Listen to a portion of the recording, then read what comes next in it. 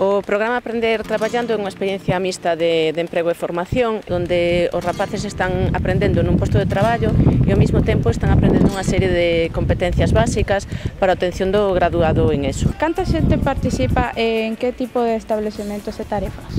Vale, agora mesmo están 16 personas. O proxecto son 6 meses de duración. Nestos últimos 5 meses, que agora xa están rematando, están en empresa, están aprendendo en varios postos de traballo. Pois caixeira, repoñedora, no peixe, na carne, na pastelería, na frutería. Cal é o teu labor no centro comercial?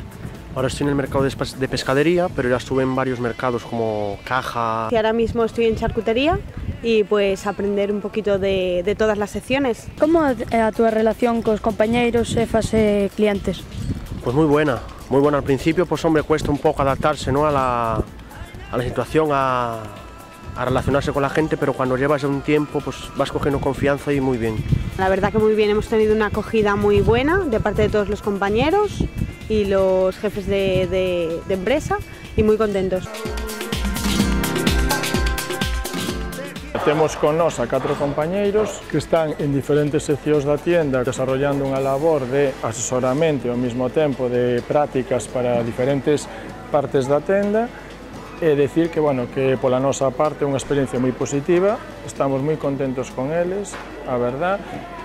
Notase unha voluntade moi positiva por parte deles a hora de exercer diferentes tareas e tamén decir que, bueno, tiveron unha acollida moi boa tanto cos compañeiros, coa plantilla e coa empresa en sí. Quero decir que eu penso que isto lles vai valer para o futuro, no sentido de que poden sacar algo moi positivo desto e para nós incluso a hora de facer novos contratos con xente xa con experiencia e que, bueno, que eles marchen daqui sempre con bo sabor de boca e coa esperanza de que algún día poidan volver outra vez. Por que é máis difícil para as persoas xitanas acceder a un posto de traballo? É máis difícil porque parten igual con desventaxa do resto da poboación, parten con desventaxa sobre todo porque siga habendo, por desgracia, moita discriminación e parten con desventaxa de igual ter menos formación. Aínda existen moitos prexuicios? Por desgracia, sí, cada vez menos, pero sí. Estas experiencias tamén son moi importantes porque a xente coñece de cerca pois as persoas xitanas, por exemplo, non teñen a xente que está facendo prácticas, se leva señal con cos compañeiros, é unha maneira tamén de romper esas barreiras e esos estereotipos que a xente pois ten hacia o colectivo xitano, vendo que pois son xente xoven que quere aprender, que quere formarse, que quere ter un traballo como todos.